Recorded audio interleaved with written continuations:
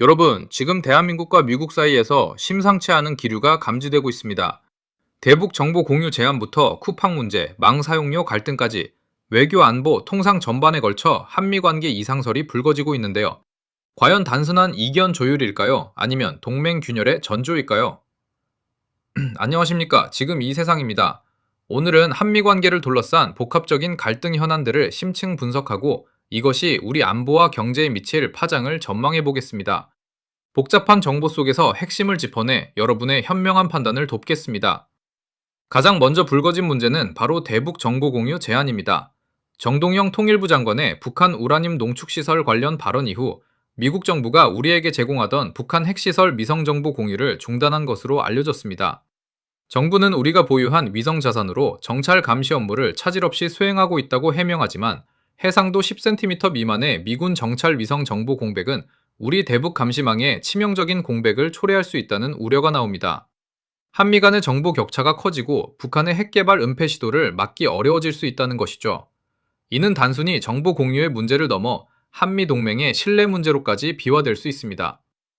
다음은 경제 분야입니다.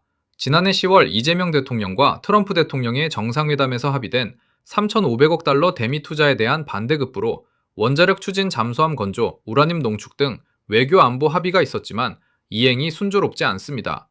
미국은 한국의 대미 투자 이행 속도에 불만을 표출하며 일본이 이미 1, 2차 프로젝트를 발표한 것을 한국에 대한 압박 요인으로 활용하고 있습니다. 여기에 쿠팡 문제가 더해졌습니다. 미국 행정부와 의회는 쿠팡의 대규모 정보 유출에 대한 한국 정부의 대응을 미국 기업 차별로 간주하며 강하게 문제 삼고 있습니다. 심지어 공화당 하원 의원 14명이 강경화 주미대사에게 서한을 보내기도 했습니다. 정부는 국내법에 따른 적법한 조치라고 설명하지만 미국 측을 설득하는데 어려움을 겪고 있습니다. 또한 망 사용료 정책에 대해서도 양국 간 해석 차이가 커 통상 갈등의 불씨가 되고 있습니다. 미국은 한국의 디지털 규제 자체를 반대하는 반면 한국은 모든 기업에 동등하게 적용되므로 차별이 아니라는 입장입니다. 이러한 갈등의 배경에는 한국의 전략적 모호성에 대한 미국의 불만이 자리하고 있다는 분석도 나옵니다.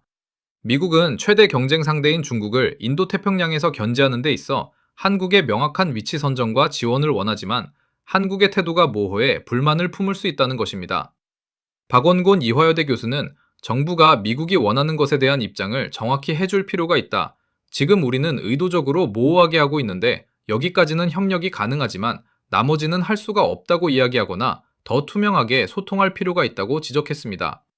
한미 간의 이견이 누적되면서 미국이 동맹으로서 한국의 진정성을 더 부정적으로 바라보게 됐다는 분석도 나오고 있습니다.